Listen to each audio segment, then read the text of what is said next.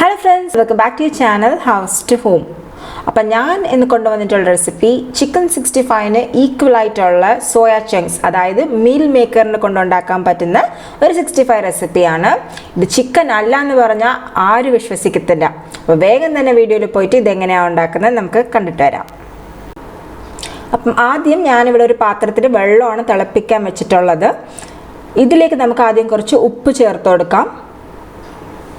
എന്നിട്ട് വെള്ളം ഒന്ന് തിളച്ച് വരുമ്പം മീൽ മേക്കർ, അതായത് സോയ ചങ്ക്സിന് ചേർത്ത് കൊടുക്കാം. അപ്പം സോയ ചങ്ക്സ് നല്ലപോലെ കുതിർന്ന് കിട്ടും, നല്ല സോഫ്റ്റ് ആയിട്ട് കിട്ടും. അപ്പം വെള്ളം തിളച്ചിട്ടുണ്ട്.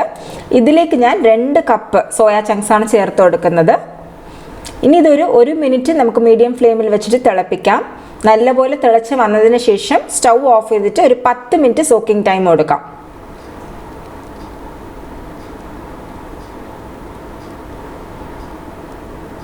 ഇപ്പം നല്ലപോലെ തിളച്ച് വരുന്നുണ്ട്. നമുക്ക് ഓഫ് ചെയ്തിട്ട് 10 മിനിറ്റിന് ശേഷം ഇതിൻ്റെ വെള്ളമൊക്കെ ഊറ്റി മാറ്റാം. അപ്പം വെള്ളം നല്ലപോലെ തണുത്ത് സോയ ചങ്ക്സിനെ നല്ലപോലെ സോക്കായി വന്നിട്ടുണ്ട്. ഞാനൊരു 2 വെള്ളം മാറ്റി ഇതിനെ കഴുകിയെടുത്തു, കാരണം അതിലുള്ള ഫൗൾ സ്മെല്ലൊക്കെ മാറാൻ വേണ്ടിയിട്ട്. ഇനി ഇത് നമുക്ക് കൈനെ കൊണ്ട് തന്നെ നല്ല പിഴിഞ്ഞ് ഇതിൻ്റെ വെള്ളമൊക്കെ മാറ്റിയതിന് ശേഷം വേറൊരു ബൗളിലേക്ക് ട്രാൻസ്ഫർ ചെയ്ത് വെക്കാം. ഈ ഒരു റെസിപ്പി നിങ്ങൾക്ക് ചായയുടെ കൂടെ കഴിക്കാൻ പറ്റുന്ന റെസിപ്പിയാണ്, അല്ലെങ്കിൽ നിങ്ങൾക്ക് ചോറിൻ്റെ കൂടെ കഴിക്കാനും പറ്റും. എന്തായാലും എല്ലാവർക്കും ഇഷ്ടപ്പെടും. ഒട്ടും വെള്ളം ഉണ്ടാവാൻ പാടില്ല. കൈനെ കൊണ്ട് തന്നെ നല്ല പിഴിഞ്ഞ് ഊറ്റി മാറ്റിയതിന് ശേഷം വേറൊരു ബൗളിൽ എടുത്ത് വെക്കുക.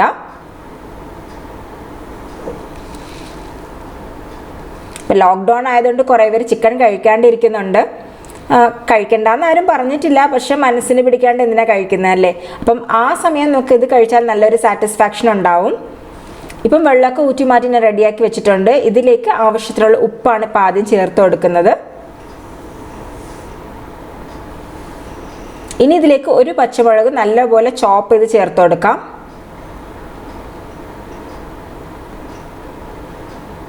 ഇഞ്ചിയും വെളുത്തുള്ളിയും കൂടെ ചേർത്ത് അരച്ച പേസ്റ്റ് 1 ടേബിൾ സ്പൂൺ ചേർത്ത് കൊടുക്കാം.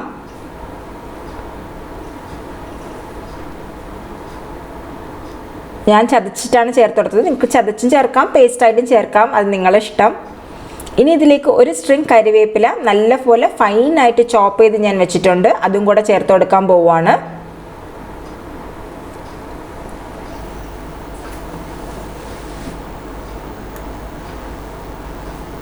ഇനി ഇതിലേക്ക് കുറച്ച് മഞ്ഞൾ പൊടി, കുരുമുളക് പൊടി, മുളക് പൊടി ചേർത്ത് കൊടുക്കാം. നിങ്ങൾ പച്ചമുളക് കുട്ടികൾക്കാണ് ചെയ്യുന്നുണ്ടെങ്കിൽ പച്ചമുളകിനെ സ്കിപ്പ് ചെയ്തിട്ട് മുളക് പൊടി മാത്രമായിട്ട് അങ്ങ് ചേർത്താൽ മതി.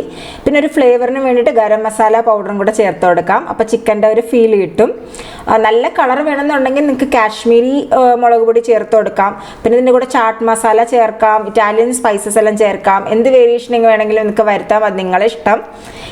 എന്നിട്ട് ഞാനിതിലേക്ക് ഒരു 4 ടേബിൾ സ്പൂൺ നല്ല കട്ടിയുള്ള തൈരാണ് ചേർക്കുന്നത്.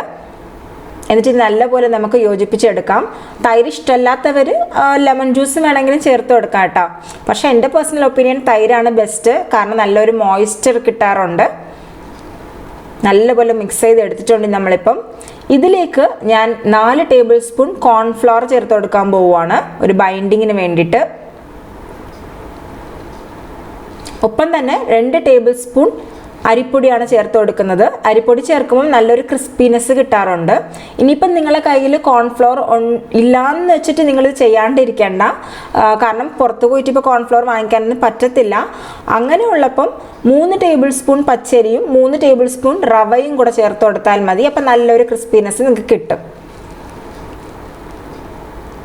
ഇപ്പം നമ്മളെല്ലാം ചേർത്ത് കൊടുത്തിട്ടുണ്ട്. ഇത് നല്ലപോലെ നമുക്ക് മിക്സ് ചെയ്തെടുക്കാം. ഈ മസാലയും മാവും എല്ലാം കൂടെ നല്ലപോലെ അങ്ങ് കോട്ടായി വരും. നല്ല മിക്സ് ചെയ്തതിന് ശേഷം ഒരു 15 മുതൽ 20 മിനിറ്റ് വരെ നമുക്കിതൊന്ന് മാരിനേറ്റ് ചെയ്യിപ്പിക്കണം. എന്നിട്ട് വേണം എണ്ണയിലിട്ട് പൊരിച്ചെടുക്കാൻ വേണ്ടിയിട്ട്. ഇപ്പം എണ്ണ നല്ലപോലെ തിളച്ച് വന്നിട്ടുണ്ട്. ഇതിലേക്ക് ഓരോ കഷ്ണമായിട്ട് നമുക്ക് ചേർത്ത് കൊടുക്കാം. ഞാനൊരു സ്പൂണിനെ കൊണ്ടാണ് ചേർക്കുന്നത്, കാരണം അധികം ഒട്ടാണ്ട് വരും. പിന്നെ ഒറ്റയടിക്ക് എല്ലാം കൂടെ ഇടരുത്. 2 ബാച്ചായിട്ട് പൊരിച്ചെടുക്കുകയാണെങ്കിൽ കറക്റ്റായിരിക്കും. മീഡിയം ഫ്ലെയിമിൽ മെയിൻറ്റെയിൻ ചെയ്ത് കുക്ക് ചെയ്തോളൂ. അല്ലെങ്കിൽ വേഗം പെട്ടെന്ന് പുറത്തെല്ലാം കരിഞ്ഞും അകത്തൊന്നും കുക്കാകാത്ത മാതിരി ഒരു ഫീൽ ഉണ്ടാവും.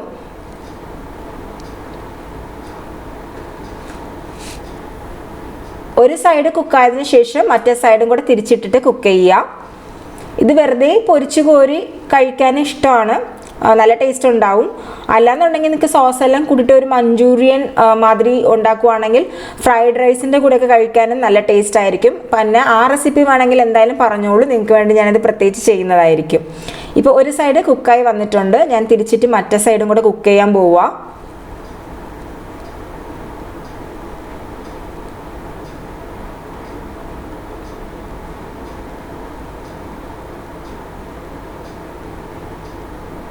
ഒന്ന് അതിൻ്റെ കളർ മാറി ജസ്റ്റ് ഒന്ന് ബ്രൗൺ ആകുമ്പോൾ നമുക്കിതിനെ എടുക്കാം.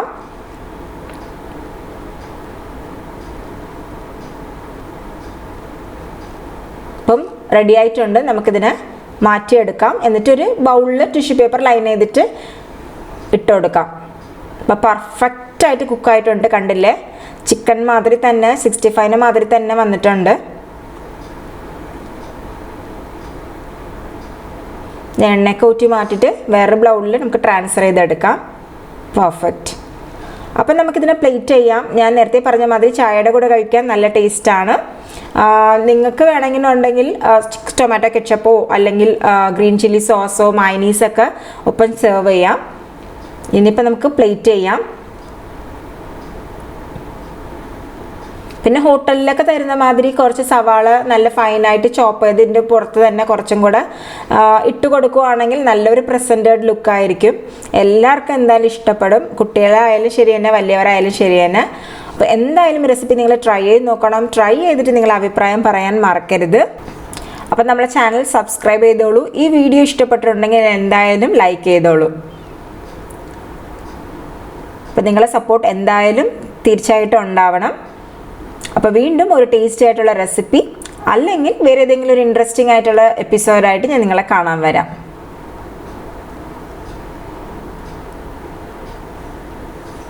Thanks for watching house to home.